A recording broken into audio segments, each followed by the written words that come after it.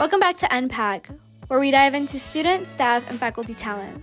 This week, we bring you Palo Alto's first ever PAC Talks, with this year's theme being Uncharted. Students got to showcase their amazing journeys through emotional performances. And now we're here with Zara Lopez. How does it feel to be fresh off the stage?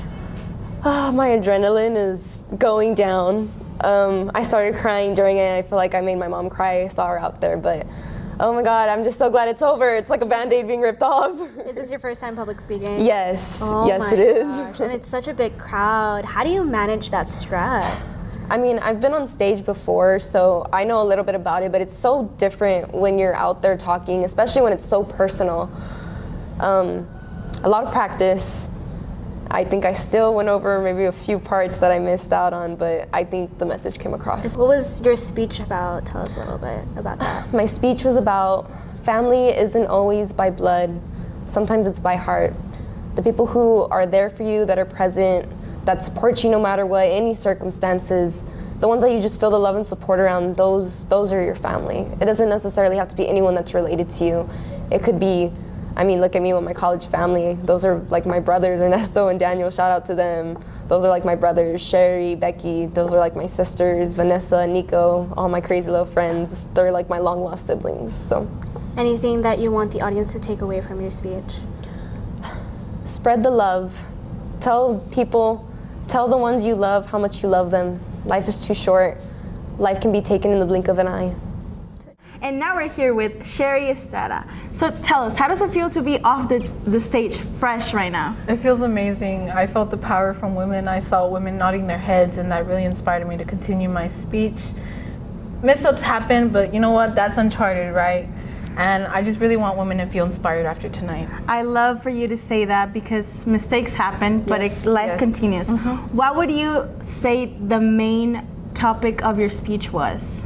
That women can be bosses of their life because they can take charge of their own life and the direction that they go. It doesn't matter what society says, maybe what the fellow men in their household say, you know, only your voice matters, and that's important. Wow. Yes. What was the one thing that you hope the public would take with them? I hope that they learn stories from the women that are around them as well, and learn that they have power, and maybe even as a man that they can also take direction and power in their lives as well. Who would you consider the girl boss in your life? My mother, of course, my beautiful mother. You would think that you count on her every day? Yes, I do. That's so beautiful. Mm-hmm. And now we're here with our dancers. Could you guys introduce yourselves? My name is Sophia Reyna. I'm Joey Rios. Elizabeth Foley. And how does it feel to be fresh off the stage? My feet hurt. Y'all caught us right when we got off too. I feel very powerful. It's a wonderful feeling performing on stage, everyone clapping for you at the end. It's awesome. Yeah. I feel incredible and sweaty. Is this you guys' first time dancing on a stage? No, I've danced basically ever since I was little, and then I did dance team, so. I was a cheerleader, so I'm new to dancing. Not my first time, but pretty close. You guys did amazing. What emotion were you trying to evoke? Don't fall. That was a big one. I think the Don Quixote, the ballet is just so powerful, and we were all just trying to invoke that. I can speak for myself, but Definitely just trying to express my passion for dance through, the movements. Yep. Passion, joy, joie de vivre, those types of things. Is there anything that you guys wanted to leave with the audience? Because I know dance can be very powerful and very emotional. What did you guys want the audience to feel? You don't know you need dance until you take dance.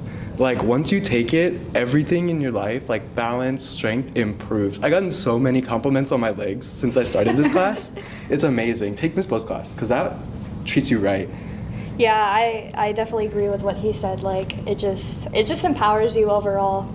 It does. And as a musician, it's helped with my rhythm a lot, so it's helped with my other performances as well. What do you guys hope to do in the future? I hope to move to New York City, where I can own a studio. I intend to become a choral director. I want to be a costume designer. Oh, that's very interesting. Anything that you guys want to add? Any more messages that you want to live off with the audience? Don't let anyone stop you from doing what you love. Absolutely. And also thank you all for your support.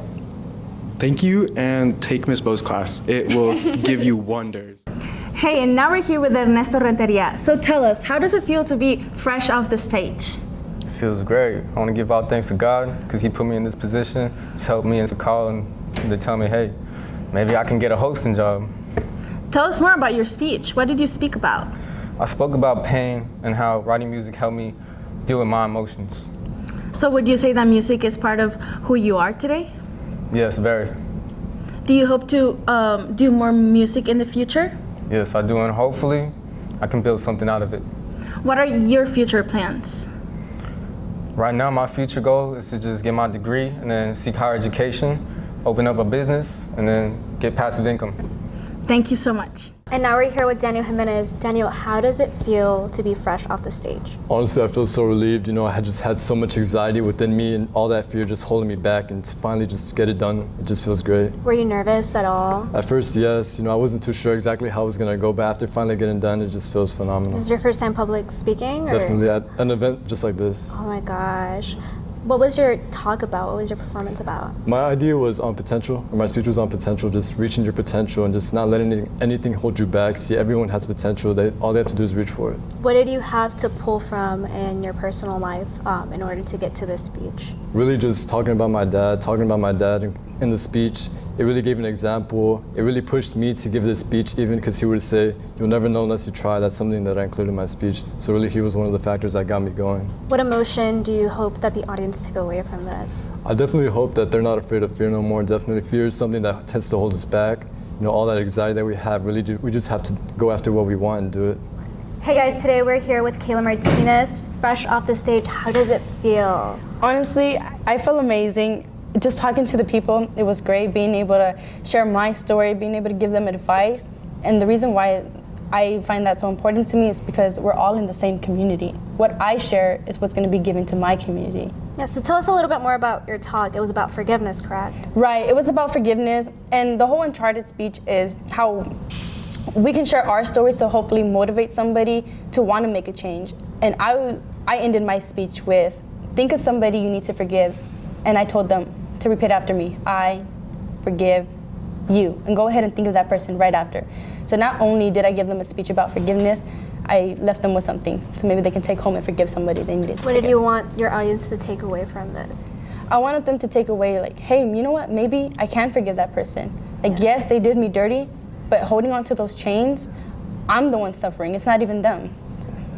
How did you feel nervous? I felt completely nervous, not gonna lie. Is this your first time speaking? Yes, in front of people. Oh my gosh, you did so well. No, thank you. No, I forgot half of my speech, not gonna lie, but I knew that I was up there, I was in control, so that's why I told them, no, I need that louder. So just have any kind of control up there. I think that's what kind of helped, because, yeah. What advice would you give people who are looking to go into public speaking like you?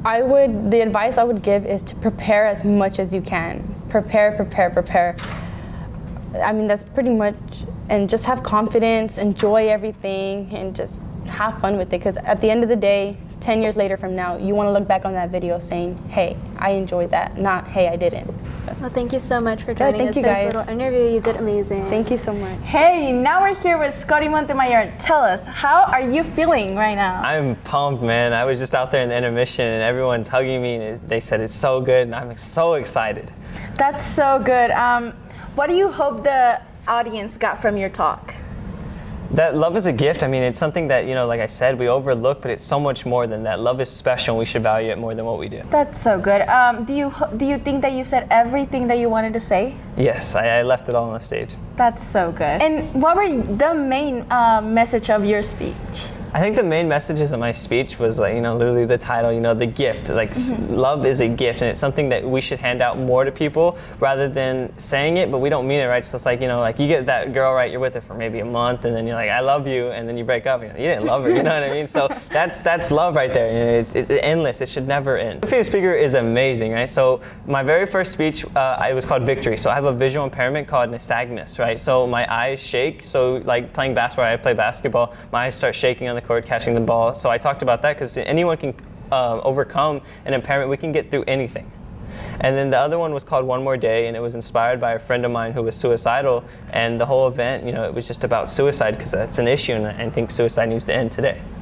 Wow, that's really impressive. I want to go to UT at Austin and major in business and then go to international business or something like that, or maybe just business. I was talking to Mr. Harris about it, and maybe we take undefeated speaker and we go around the world. That's what we're thinking, and maybe go give a speech in Dubai, you know, that's the dream right there.